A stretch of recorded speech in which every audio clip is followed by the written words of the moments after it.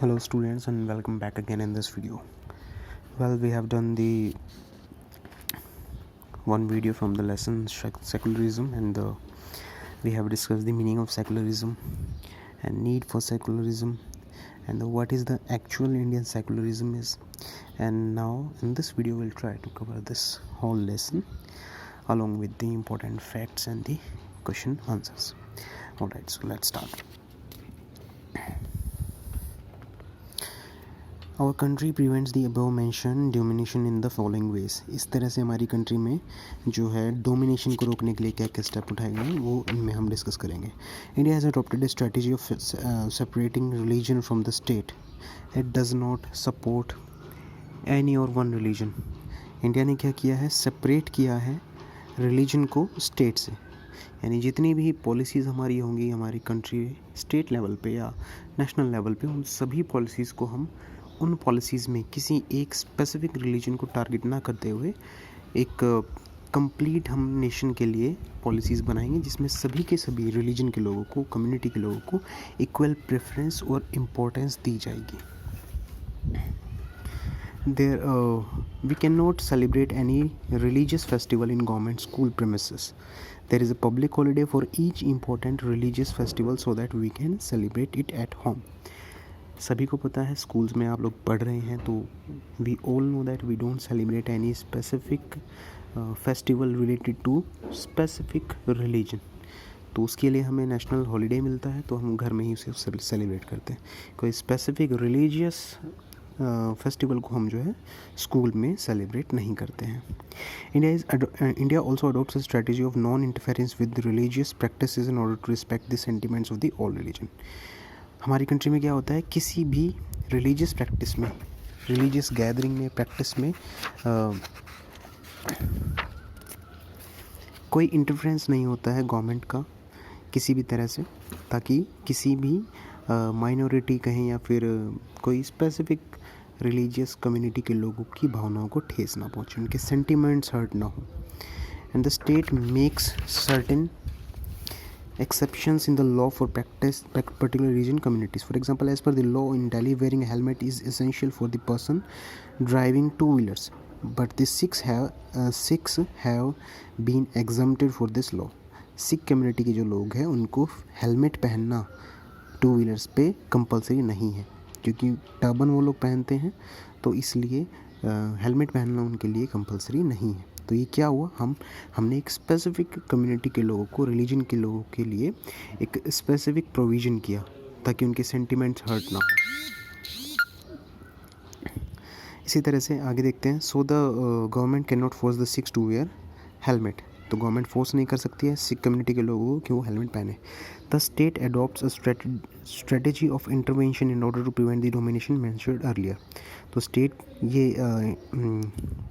Mention करता है और इस तरह से ये मेक श्योर करता है कि किसी भी तरह की इंटरवेंशन ना हो, कोई भी किसी भी तरह के रिलीजियस एक्टिविटी प्रैक्टिसेस वगैरह में कोई भी इंटरवेंशन ना हो, कोई भी बाधा ना आए.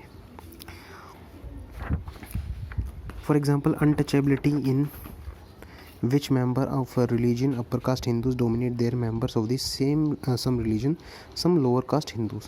The Indian constitution bans the practice of untouchability. In this way the state intervenes in religion to order to prevent an evil social practice. It believes that the untouchability violates the fundamental rights of lower caste Hindus. तो untouchability को जो है एक तरह से offence बना दिया गया है. अनटचेबिलिटी की प्रैक्टिस को किसी भी तरह से जो है स्टेट उसको एक्सेप्ट नहीं करेगा. अनटचेबिलिटी क्या होता है, छुआछूत. तो प्रीवियस एंशिएंट टाइम की जब हम बात करेंगे तो जितने भी लोअर कास्ट के जो कम्युनिटी के जो लोग होते थे उनके साथ अनटचेबल वाला बिहेवियर, दैट मीन्स छुआछूत वाला बिहेवियर. अब इसका क्या मीनिंग होता है, इसका मीनिंग ये होता है कि कोई भी छोटी जाति का या छोटी किसी कम्युनिटी का कोई भी व्यक्ति, उसको अगर टच कर लिया जाता है या उसके कांटेक्ट में हम किसी तरह से आ जाते हैं तो हम इसका मतलब दूषित हो जाते हैं. तो इसी चीज़ की जो ये एक संकल्पना थी, एक जो कॉन्सेप्ट था, किस तरह से हम किसी के टच से, उनकी साइड से, उनके कांटेक्ट से हम दूषित हो जाएंगे या हम जो है अपवित्र हो जाएंगे, इस तरह की चीज़ को जो है अनटचेबिलिटी या अस्पृश्यता कहा जाता था.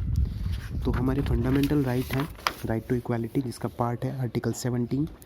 इसी आर्टिकल 17 के थ्रू जो है अनटचेबिलिटी को एबॉलिश किया गया है, हटाया गया है। In this way the state intervenes the religion order to prevent social, ये हो गया। The state also intervenes in the religion based personal laws communities in order to ensure equal inheritance right. तो स्टेट क्या करता है, intervene करता है उसमें कि किसी भी तरह की जो है ये इंश्योर किया जाता है कि इनहेरिटेंस राइट जो है, जो हमें हमारे पूर्वजों से मिले हैं राइट, अपने रिलीजन को फॉलो करने का, कस्टम ट्रेडिशन को फॉलो करने का, उनको फॉलो करने से हमें रोका ना जाए, हमें सभी के इक्वल राइट मिले। The state intervenes in the religious through its support. For example, our constitution allows the religious communities to establish their own school, colleges. The state also provide financial aid to these institutions. तो state क्या करता है, financial aid, उन्हें आर्थिक सहायता करता है, पैसे की हेल्प करता है, मनी दे करके। Now let's discuss the similarities and dissimilarities of Indian secularism with other democratic countries. Similarities क्या हैं? Indian secularism is similar to the other democratic countries in the following veg.